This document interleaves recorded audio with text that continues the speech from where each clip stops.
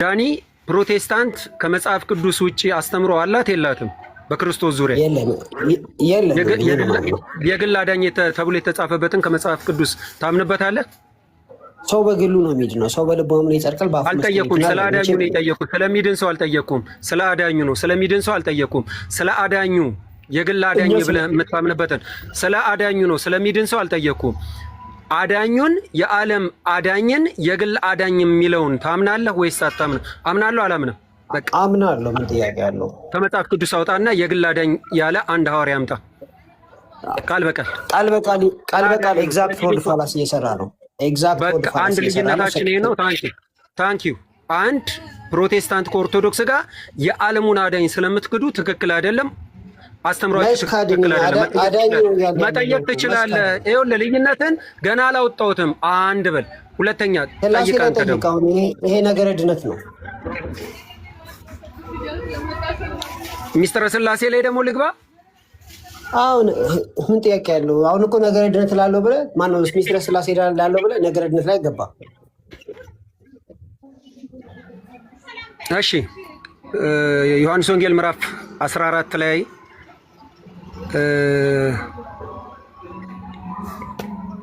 ቆይ ጥያቄ ላስተካክል።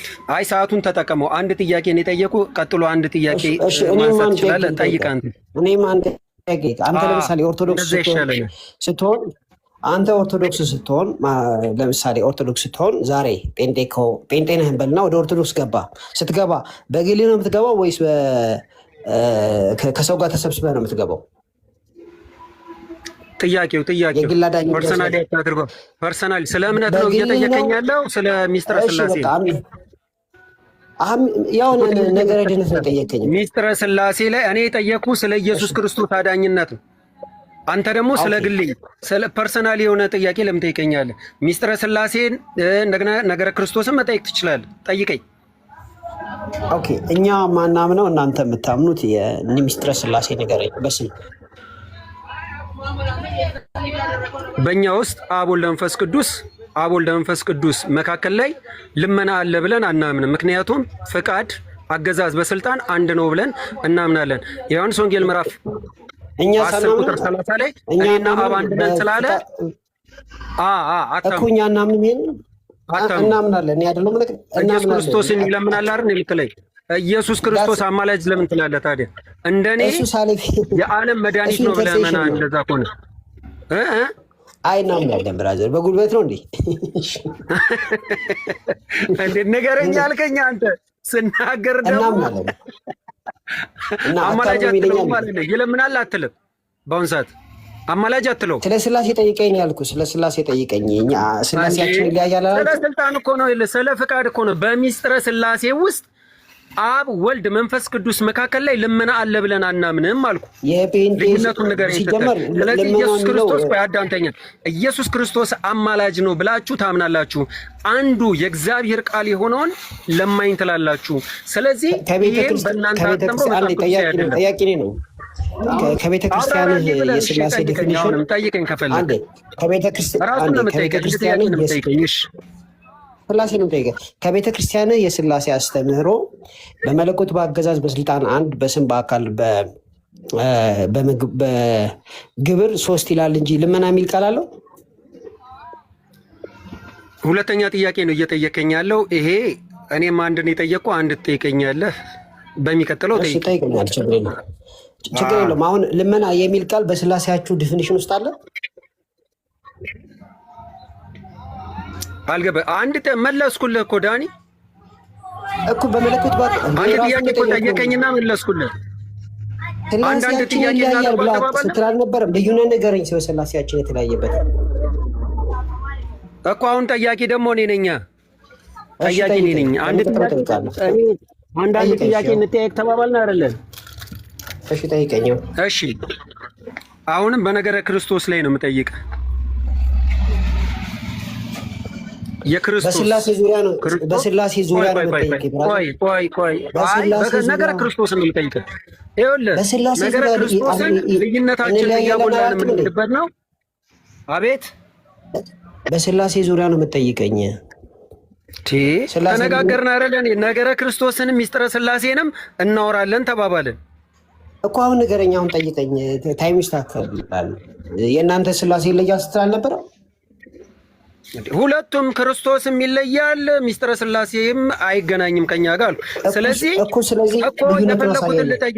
አንተ ስለ ክርስቶስ አይደለ? የእናንተም የኛም ሚስጥረ ስላሴንም ነገረ ክርስቶስን ፍርሃት ካለብን ዲቤትም ስላደረግን ካሁን በፊት በቃ ይቅርብን ዳንዬ፣ በቃ ከአንተ ጋር ምክንያቱም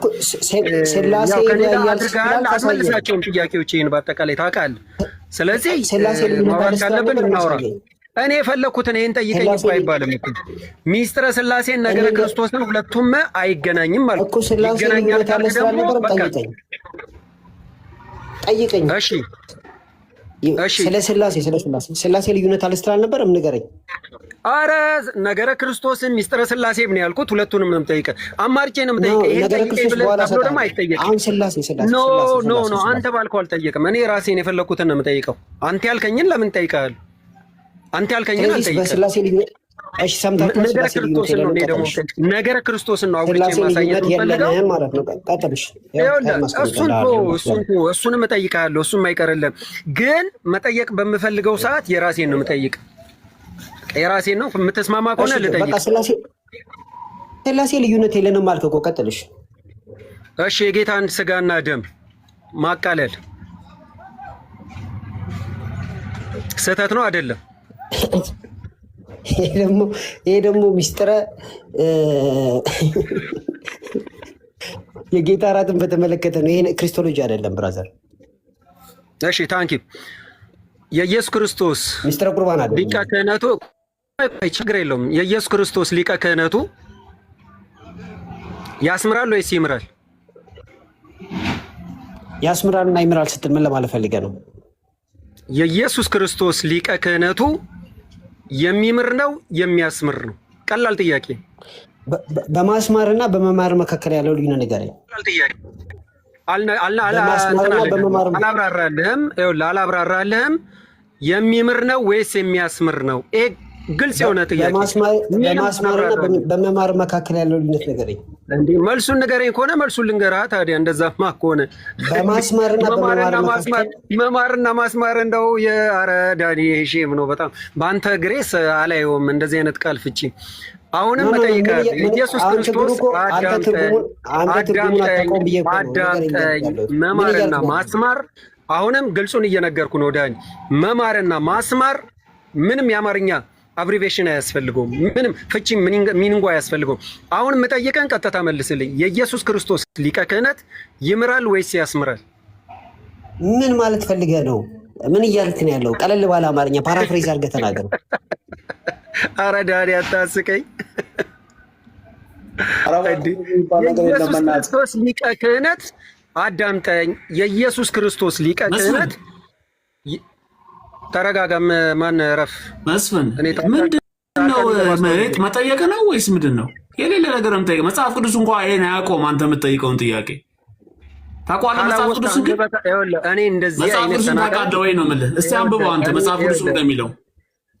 ለመሆኑ ስለ ሊቀ ካህንነት ታውቃለህ እንዴ? ለመሆኑ መስፍን ሊቀ ካህን ምን ማለት ነው? እስቲ ንገረኝ። ለምን አርፈህ ቁጭ አትልም? በእናትህ መልስ። ሊቀ ካህን ምን ማለት ነው? ከዳኒ ጋር ነው። ጥያቄ ጠይቃለህ ስለከበደው ልቀይር። ከአንተ ጋር እናውራሽ። ከአንተ ጋር እናውራ። ዳኒ ከበደው ችግር የለም በቃ ደስ ይለኛል። አልከበደውም። ለአንተ መልስ መስጠት አቅቶታል ዳኒ። ጥያቄ የኬጂ ስለሆነ ገርሞት ነው። እሺ አንተ ጥያቄ ነው የምጠይቀው። የኢየሱስ ክርስቶስ ሊቀ ክህነት የሚምር ነው የሚያስምር ነው? አንተ ልጅ ይባላል። ምን ማለት መጀመሪያ ሊቀ ካህን ምን ማለት ነው? ይመልስ እስቲ ወደ ትርጉም። መጀመሪያ ትርጉሙ ነው ይኸው። ሊቀ ካህን ማለት ትርጉሙ ምን ማለት ነው? እስቲ አንተ ይሄን አብራራልኝ። ምን ማለት ነው ሊቀ ካህን ማለት? ካብራራውልና ከዛ መልሱ ሰጣለሁ። የእናንተ እኮ አሁን እኮ ይኸውልህ ምን እንደሆነ ታውቃለህ? ካብራራውልህ መልሱን ሰጠው። ለምንድን ነው የማብራራልህ? ጥያቄና መልስ ላይ ይኸውልህ ደረቅ ተሰጥቶ አብራራልኝ። ምን ማለት ነው? አሁን አብራራልኝ። ደግሞ እንደሚያውቅ ሰው ትስቃለህ እንደ ማርያምን። ምኑንም አታውቀውም ወይ አንተ ሰው። ተማር። የምትማር ከሆነ ሚዩትን ዝጋና ተማር። ልንገርህ ሊቀ ካህን ምን ማለት እንደሆነ። አይ ምንም የምታውቀው ነገር እንደሌለ እርግጠኛ ነኝ። እሺ መልስ ልስጣ። ጠየቅከኝ። አሁን ፔኔትሬት አታርግ። ላውራ ሚውት አድርግ። እኔ አታውራ መቻልኩ መልስ ስጠኝ። እሺ በቃ ጠይቀሃል፣ መልስ ልስጥ። ዝጋው። ሊቀ ካህን ማለት ቀጥታ ትርጉሙ የሚያገለግል አስታራቂ፣ መካከለኛ። ኧረ ቆይ አልጠየኩም። የክርስቶስ ሊቀ ክህነት ነው ያልኩት። አልጠየኩም። ያልጠየኩን ክርስቶስ ወክተው ነው ያልኩ። በቃ የክርስቶስ ሊቀ ክህነት ነው። እንግዲህ አባ ጊዮርጊስ ዘጋስጫ የሚለውን ልንገርህ። እንግዲህ አንተም ታከሆነ ሊቀ ካህናት ዘይቀውም ለነ ለቅዱሳን በኀበ እግዚአብሔር ይላል። በእግዚአብሔር ፊት የሚቆም ሊቀ ካህናችን ኢየሱስ ክርስቶስ ነው ይላል። አንተ መጽሐፉን እንኳን አታውቀውም። አባ ጊዮርጊስ ዘጋስጫ የጻፈውን እንኳን አልጠየኩም። ያልጠየኩን አትቀባጠር።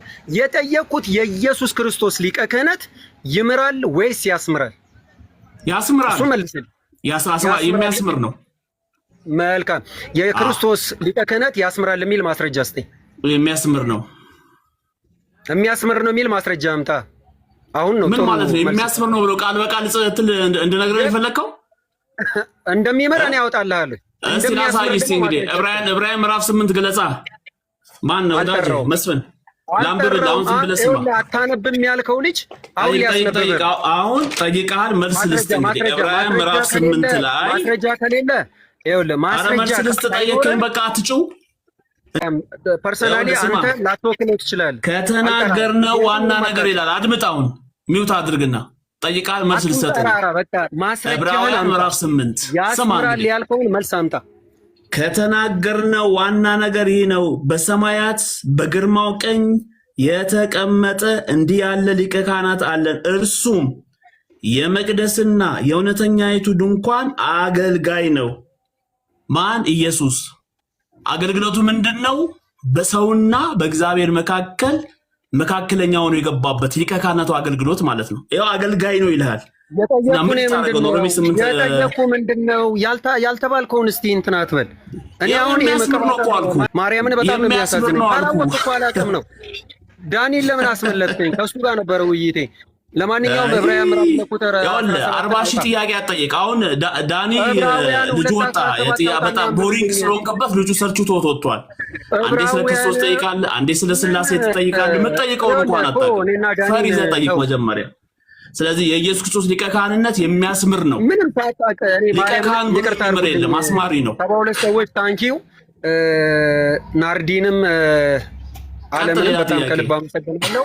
ማየንም ሰላማችሁ ይብዛልኝ። እኔ መሰዳደብ አልፈልግም። መሰዳደብ አልፈልግም እኮ ነው ያልኩት። መጀመሪያ አንብብ፣ ቁጭ ብለህ አንብብ መጽሐፍ ቅዱስ። በእውቀት ካወራ ቀጥሎ ትጠይቀኛለህ።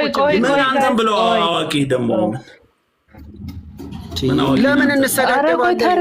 እኔ መሰዳደብ አልፈልግም። ናርዲ ይጠይቃል፣ ይንጫጫል። እኔ ልጠይቅ በቃ እንደሱ ጠይቂ ውስጥ ይሄን ሰውዬ። ኦኬ እሺ፣ ኦኬ። አንድ ጊዜ እኔ ልጠይቀው። መጀመሪያ መልሴ ይነበብልኝ፣ አንብቢልኝ። ዕብራውያን ምዕራፍ 2 ቁጥር 17 ነው። መስፍኔ ከእነሱ ጋር እኮ መግባባት አልቻልክም። እኔ ደግሞ ጥያቄ እየጠየቅኩ ነው። በኦርቶዶክስ ጌታን መዝሙረ ዳዊት እና ዘማርያም ስላሴን በተመለከተ ከፕሮቴስታንቱ ጋር አንድ አይደለንም ስላሉ ልክ እንዳንተ እኔ እውነት ለማወቅ ነው የምጠይቅ ሰው። ለምሳሌ ህልወት ማለት ምን ማለት ነው መስፍኔ? እግዚአብሔር ማለት ያው እኔ ፍጡር ነኝ። ህልወት እኔ የፈጣሪ ያለኝ እንደማለት ነው። ወደ መንፈስ ቅዱስ አሐዱ አምላክ። ህልወት ማለት እኔ ፈጣሪ ያለኝ ማለት ነው። እኔ ፍጡር ነኝ ማለት ነው። ህልወት እግዚአብሔር እኔ ፍጡር ነኝ ማለት ነው። ህልወት ማለት ሀለወት መኖር ማለት ነው። ህልወ የሚኖር ማለት ነው። ግሱን ጋር ከፈለግ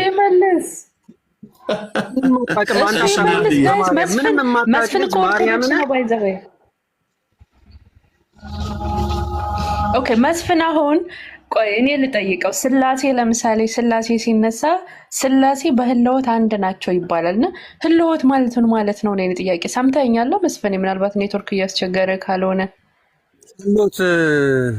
በህልወት አንድነት ብለን ተናግረናል እንዴ? እስቲ ቃሉን ተናገሪ መጀመሪያ። በህልውና ያልኩት ህልውት ማለት ህልውት የምትይው ነገር እኮ ምን ማለት ነው? አስረዳኝ። ህልውት ማለት ግዕዝ ነው። በህልውና በሚለው ተርጉመውና እሺ ቀጥል። ይኸውልሽ ህልውት እግዚአብሔር ግን ማለት እሺ በህልውና ማለት ነው። አላብራራልሽ እንዴ? ቆይ ማለት አትግቢ። አንቺ እኮ ትዕግስት የለሽም። ደግሞ የሚደብረው ነገር ትጠይቂያለሽ ማለት ትገቢያለሽ። ሰው ሲያወራ ማለት ትገቢያለሽ። እንደዛ አታድርጊ። አሁን ጠየቅሽኝ። ህልውት እግዚአብሔር ማለት እኔ ፍጡር ነኝ ፈጣሪ አለኝ ማለት ነው አልኩሽ። ሀሎት እግዚአብሔር አለ ብሎ ማመን ራስን ፍጡር አድርጎ ፈጣሪ እንዳለ አድርጎ ማመን። ከዚህ ማስረጃ ሰጠኛለህ መስፍኔ? ማስረጃ አንዴ ልጽፎ ስለምፈልግ ይጠቅመኛል። ከአንተ ጋር ማውራት አልፈልግም። አቦ ምን እቺ እውቀት ደስ ብሎኛል። ሀሎት ማለት ፈጣሪ አለኝ ማለት ነው። የመጀመሪያ መገለጥ ነው የመጣልህና ቤተክርስቲያኒቷ ማታውቀው ግን ንገረኝ እስቲ ምን ላይ ነው ማገኘው? ማስረጃ ፈልጌያለሁ። መንገድ ናብዲ መጽሐፍ ቅዱስ እንደሚያቀርብ ታጣራለህ። ለመሳደብ ከኔ መብለጥ አትሳደብ። አንድ ጊዜ ሚኪ መስፍኔ ባይዘዌ በሚኪ ማንም ሰው ማይክ እንዳይከፍት። መስፍን ሙሉ ሰው ነው። ቤቱን ከፍቶ ስለ ምንድነው ሲያስተምር የሚውል ሰው ነው። ኦኬ ኦርቶዶክሳዊ ሰው ነው። የኦርቶዶክስን ትምህርት ነው መስፍን ሊነግረን የሚችለው። እኛ ማስተካከል አንችልም። መስፍኔ ምን ብሏል? ስላሴ በህልውና አንድ ናቸው ማለት ፈጣሪ አለኝ ብሏልና ቴንክ ዩ። እሺ በቃ እንደዛ ከሆነ እኔ ግን ማቀው ፖለቲካ አትስሪ። መቀባጠር በጣም እሺ አስተካክልሽ፣ ጌታን አስተካክልሽ። እሺ ተናገርሽ። ምንድነው ህልውና ሀሎት እግዚአብሔር ማለት አንድ እግዚአብሔር አለ ማለት። ኦኬ አይ እኔም እኮ እሱን ነው። እኔ እኮ ኔትወርክ ይዞ አልሰማ ይሆናል እንጂ ህልውና ማለት ፍጡር ነው ብያለሁ። ህልውና አንድ ነው በመፍጠር በፍቃድ በአገዛዝ በስልጣን እንዴት አድርጌ ልንገርሽ? ፖለቲካ ግን አትስሪ። ኖ እኔ የጠየቅኩ ለይቼ ነው። አይ ኖ አይደለም። ጌታን እየሰራሁ አይደለም። ለማንኛውም ቀጥሎ የምጠይቅሽ እኔ ነኝ። ጠየቅሽኝ አይደል? ቀጥሎ እኔ ነኝ። ኖ መስፍን አንተ መስፍን እኔ እኮ እየጠየቅኩ ያለሁት አንተ አንድ አይደለንም ስላልክ እኮ ነው። አንተ ነህ እኮ የስላሴን ትምህርት አንድ እንዳለ እኔ ስጠይቅ አዎ እንደዚህ ማለታችን ነው ብለህ ኦፍኮርስ እኔ ከዛ በኋላ እኔ አስተካክል ወይ ወደ እናንተ እመጣለሁ ወይ ደግሞ የራሴን አቆማለሁ ማለት ነው እንጂ እኔን ለምንድን ነው የምጠይቀኝ? አንተ እኮ ልትመልስልኝ ነው። እነ ዳኒን ያስወረድኩት እኮ እኔ ከአንተ መማር አንቺ የማትጠየቂ ከሆነ እኔ ለምንድን ነው የምትጠይቂኝ? አንቺ የማትጠየቂ ከሆነ እኔ ለምንድን ነው የምትጠይቂኝ? እኔ የኦርቶዶክስ ኖ የኦርቶዶክስ ትምህርት አንቺ ስለመጣሽ የሚጨምርልን ነገር የለም። አንቺን ለምን ትመጫለሽ? ኦኬ ቀጥል። እሺ ቀጥል። ምንድን ነው ጥያቄ? ጠይቅሽ። አንቺ መጣሽ አልመጣሽ ለኦርቶዶክስ ምንም የሚጠቅመን ነገር የለም። እሺ እንደዛ ከሆነ ቀጥል እንዴ። አይ አዳምጪኝሽ። ስለ ሚስጥረ ስላሴ ነው የምጠይቅሽ። የሰው ልጅ ማናዳ ነው ማለት ጌታ ይዘ ማናዳ ነው ሀሳቡ ከዘላለም አብ ወልድ መንፈስ ቅዱስ። አንተ ልጅ ለምን አርፈህ ቁጭ አትልም? ምን የሆነ ሱስ አለብህ ልበል? የወሬ መንደር ትሮጣለህ ልበል? ብቻ ጨረታ ይዘህ አረ ቁጭ አድርጌ አስተምርሃለሁ ከፈለክ እንዴ። ሊቃውንታችን አይደል? እሺ በቃ አሁን መስፍን ጥያቄው ምንድነው? ሰንበት ትምህርት ቤት ገብተህ ተማር መጀመሪያ። መስፍን ግን ምን ሆኖ ነው ዛሬ? ናርዲ ሉጣ በቃ እኔ አልተመቸኝም። ባይዘዌ ጋይስ መስፍኔ ዛሬ የሆነ ማለት ተናዷል እንጂ ሲጀመር ራሱ በቤተክርስቲያን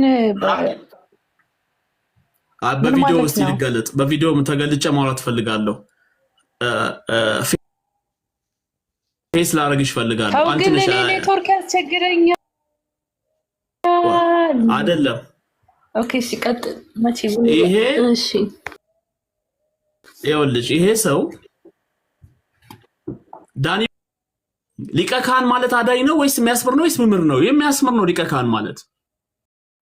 የራሱ የቤተክርስቲያኒቷ መጽሐፍ እኮ የቤተክርስቲያኒቷ መጽሐፍ እኮ ይናገራል እኮ። ይሄን እንኳን ማዳመጥ እንኳን አልፈለገም እንዴ? ወይ እንደኛ እዛ ክህነት ውስጥ ካለሽ የሌለ ዝም ብሎ ጥራዝ ልጠቅ የትምህርት ቤት እውቀት መጥቶ እዚህ ልከራከር አይበል። ዳኒን ደግሞ እናውቀዋለን። ይሄን ዳኒ ሰራው አላፍርሶ ይሄን ምን ያህቅ ነው? ዳኒን እኮ አውቀዋለሁ እኔ ቴዎሎጂያን ነው የታወቀ ልጅ ነው። እኔ ብዙ ውይይት ላይ ቻለው ዳኒ በቃ አልመጠነውም ነው። ስላልመጠነው ወጣ በቃ። አንዴ ስለ ስላሴ ዘሎ ስለ ክርስቶስ፣ አንዴ ስለ አዳም እንደዛ ጥያቄ የለም። ሲጀመር ሚኪ ምን መሰለ፣ ለምሳሌ መስፍን ብዙ ጊዜ ቤት ከፍቶ የኦርቶዶክስ እና የፕሮቴስታንት ነገረ ስላሴ እንኳን ፈጽሞ አንገናኝም አንድ አይደለንም ብሎ ነው የሚያምነው። ባይዘው እንደዛ ነው የሚያስተምረው። ገብቻ አይቼዋለሁ። ፍሬንዱ ነኝ እኮ እንደውም ያወረድኳቸው ራሱ አሉ። በሳቅ ነው የሞትኩት። የሌላ ለማንኛውም ግን ሀለወት ማለት አንቺ ጠይቅሽዋን ሀለወት ማለት የግዕዝ ቋንቋ ነው። ባይዘው ሀለወት ማለት ሀለወ ህልውና ነው። በህልውና ማለት ነው። በአኗኗር በህልውና ስላሴ አንድ ናቸው። አንዱ ካንዱ አይበልጥም ነው። ሀለወ ማለት ኖረ። ሀለወት ማለት መኖር ማለት ነው። ግስ አለው፣ ባለቤት አለው፣ መነሻ አለው። ህልወ ይላል። ህልወ ኖረ ነው ግሱ ማለት ነው። ህልወ ሀለወ ይኖራል። ሀለወት ማለት ትኖራለች። እና ይሄ ምንክ እንደ ጊዜኛው ሳብጀክት ቨርብና ኦብጀክት ይባላል። ባለቤት አለ፣ ተሳቢ አለ፣ ከእንደገና ደግሞ ቨርብ ደግሞ ትናለ ግስ አለ። ግን እንደዛ ነው እኮ በቃ ሀለወ በህልውና አንቺ አሁን ግዕዙን በአክሰንት በምንድነው ይሄ በአነጋገር ብለሽ ነው እንጂ በሀለወት ነው። ሀለወት ማለት አኗኗር ህልውና ማለት ነው እንጂ እሱ የሰጠሽ መልስ አይደለም። ሊቃውንቴን ቢሰሙ ኦርቶዶክስ ብትሰማው ነው የምትለው። አዲስ ምን ፍቅና መጣ ነው የምትለው። እንደዚህ ይባል ነገር የለም። ያ ሁለት የሚለው ቅድም እሺ አቃለው ስላለ እንግዲህ እኔ ስላሴን በተመለከተ ፕሮቴስታንቱ እኛ ከኦርቶዶክሳውያን ጋር አንድ ነን ይላል። እኔ ምን አውቃለሁ ወገን። ኦርቶዶክሳውያን ደግሞ የእናንተ ትምህርት አጋንንታዊ ነው አንድ አይደለንም ይላሉ። ግን የሚያስቀብጡት የኛዎቹ ናቸው። እኔ በፕሮቴስታንት ኮሌጅ ተምሬያለሁ። ስላሴን ያምናሉ። በደንብ አሳምረው ያምናሉ። ለምን ያምኑ እንዴ? አብ ማለት አባት ነው። ወልድ ማለት ልጅ ነው። መንፈስ ቅዱስ ደግሞ ሰራጺ ነው። ከአብ የወጣ ማለት ነው። አካላዊ ማንነት አለው። መንፈስ ቅዱስ ዝርው አይደለም። እኔ ባይነት አለው። አብ አባትነት፣ ወልድ በልጅነት፣ መንፈስ ቅዱስ ደግሞ በሰራጺነት በአጽናኝነት የሚያጸና ማለት ነው። የሚቀድስ፣ የሚያጸና፣ የሚያበረታታ፣ የሚገልጥ ነው። እኔ ባይነት አለው። ብዙ መጽሐፍ ተጽፏል በመንፈስ ቅዱስ ላይ። ዛሬ እኮ ዘመናችን እኮ የቴክኖሎጂ ነው። ሰው መጽሐፉ እጁ ላይ ከሌለ እንኳን ጎግል አድርጎ ማየት ይችላል። ይሄን ያህል ማቶ የሆነ አእምሮ ያለው ሰው እኮ የለም። እና ስላሴን በደንብ አሳምሮ ፕሮቴስታንቶቹ ያምናሉ። ምን ጥያቄ ያለው? ነገረ ክርስቶስ ላይ ማሰብ ያለብህ አሁን በተለምዶ እንደዛ ይባላል። አሁን በተለምዶ ስለ እኔ ለምሳሌ የስላሴን ከኦርቶዶክሳውያን ጋር አይዶን